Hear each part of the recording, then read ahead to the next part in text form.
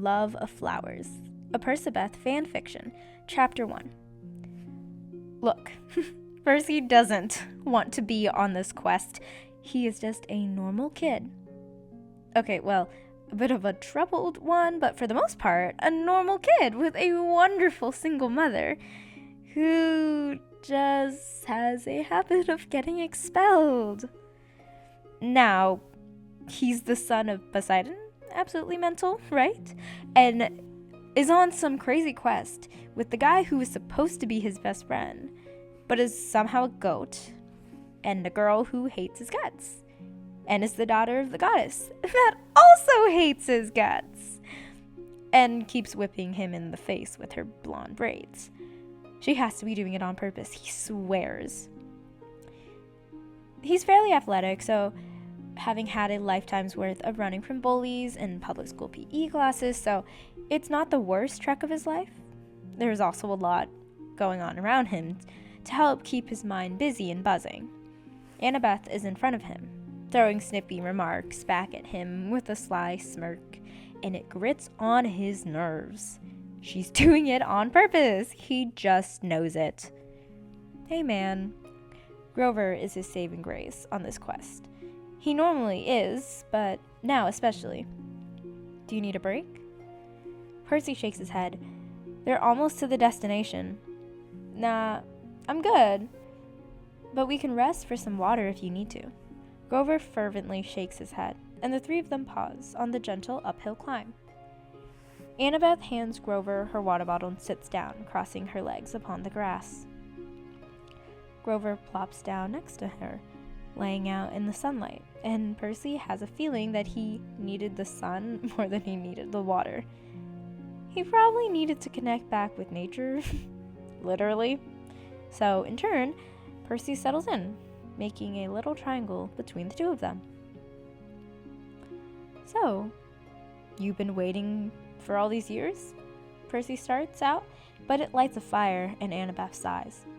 No, she says. I've been waiting to go on a quest. Same difference. Incorrect. Why do you talk like this? Why are you like this? Why did we only get 20 minutes of peace before you two started squabbling like your parents? Grover groans, pressing his hands in his face. Annabeth huffs and rolls her eyes, curling into a ball and bringing her knees to her chest.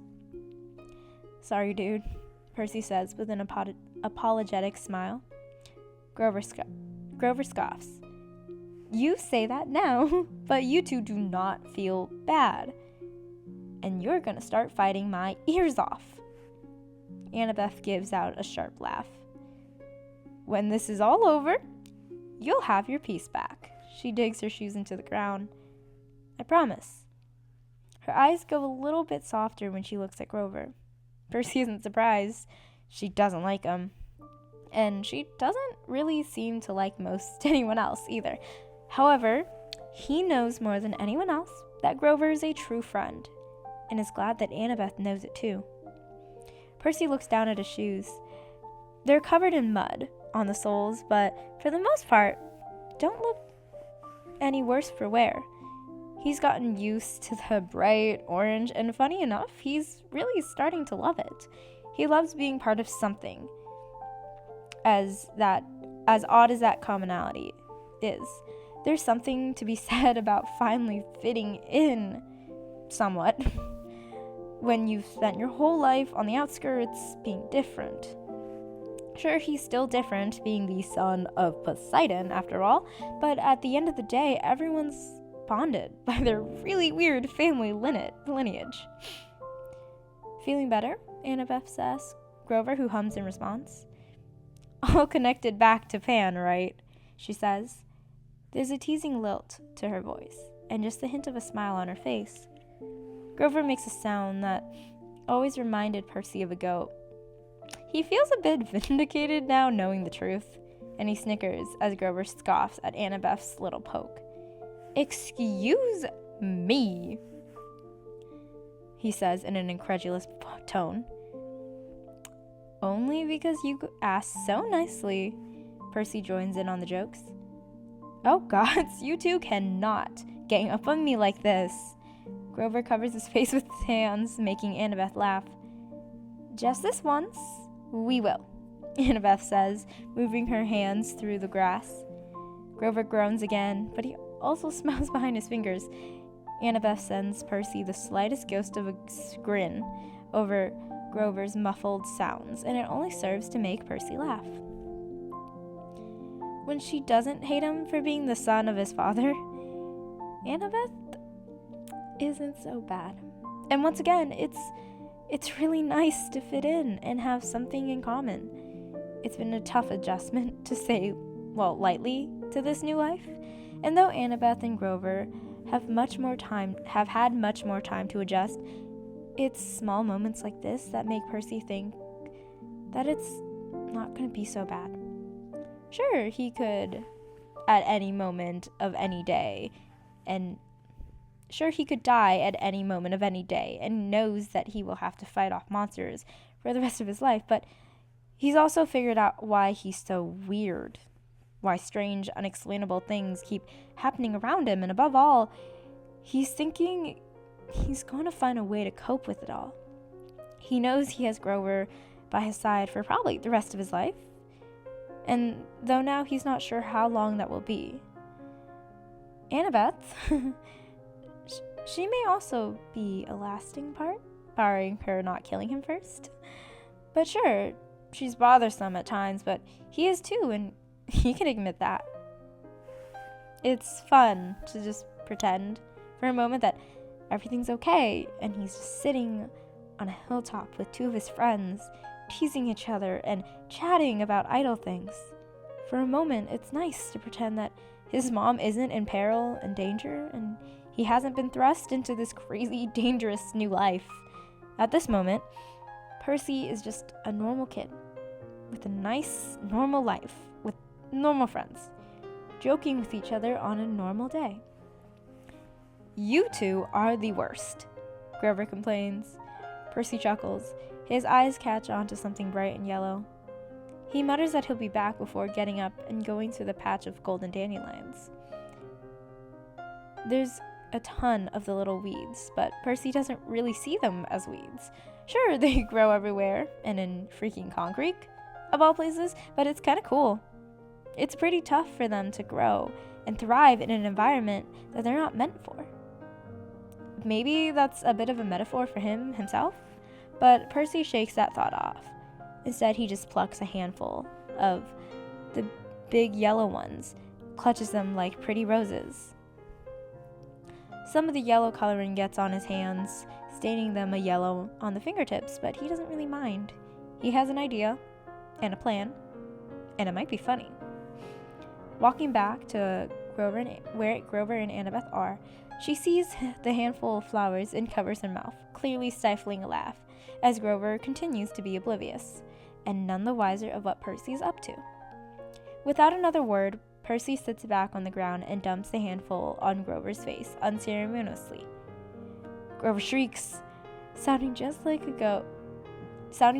goat meme that Percy saw the other week, and bolts right up. Annabeth doubles over in laughter and lays on her side, cheeks squishing into the grass. Percy himself is cackling like a fool, mostly at Grover's dramatic reaction. You've reconnected with nature, he explains, as he continues to laugh, and Grover frowns at him. So much nature. Don't you just feel the power of nature? Annabeth adds on, making Percy giggle. Grover's frown deepens. The power of flowers compels you, Percy shouts. Behold the mighty Grover and his army of dandelions, Annabeth joins. Oh my gods, what is wrong with you two? Grover tries to act angry, but he fails, and does so miserably. He breaks out into a smile and laughter, and soon the three of them are gasping for air. It's so stupid. It's so freaking stupid. But it makes Percy laugh so hard, it fills his heart to the top with joy. It's just three dumb kids who are laughing about the most ridiculous thing possible, and in the face of danger, It's a pretty good reason to get up and keep trekking along on the quest. As they stand, Percy grabs some of the flowers that are now sprawled upon the floor. Annabeth dusts herself off and starts walking, and Grover follows. Picking out one flower with a long stem, Percy sticks it into the curls of Grover's hair. His friend whips around, allowing Annabeth to see what Percy had done, and cackles like a witch. "You were such a menace," Grover huffs at him. Percy responds by sticking another dandelion in his hair. Grover snatches a long stem from his outstretched hands and jams it into the front curls of Percy's hair, giggling to himself. "We're matching!" Percy yelps in glee. "Yay!" Grover agrees, finally enjoying the flowers. The two of them continue to hunt for more flowers to stick in their hair, turning themselves into wannabe Demeter kids, and Annabeth gasps for air as the flowers in their hair multiply. Percy knocks on her shoulder and she sends him a hard glare with an undertone of joy. He hands her a single dandelion. "For your hair," he says with a grin. She raises an eyebrow at him, surveying the various stems and yellow protruding from his blonde curls. He knows he looks crazy, and he absolutely loves it. He wishes more people could see him and Grover with their matching hair. "This is so crazy," she says with a roll of her eyes. She snatches the small flower weed from his hands and tucks it right in the smattering of hair above his ears. "You're missing a spot," she says dryly to explain her actions. There's a growing smile that paints itself on her features, and Percy just smiles again. "Come on, my brother in Pan," Grover says, linking his arm with Percy. The latter rolls his eyes. "Okay, literally never say that again." "Too late. I'm making it a thing." "Oh, good gods." Annabeth laughs at them again. And sure, he looks insane, and Grover is definitely being crazy. And Annabeth thinks they're two fools that share one brain cell. But at the end of the day, this is what he's always wanted. Just to be a normal kid with normal friends laughing at normal things. And he's just a silly kid whose mom's caught the eye of a god and hanging out with his best buddy who is part goat and a girl whose dad caught the eye of a goddess. It's an odd definition, but it's Percy's.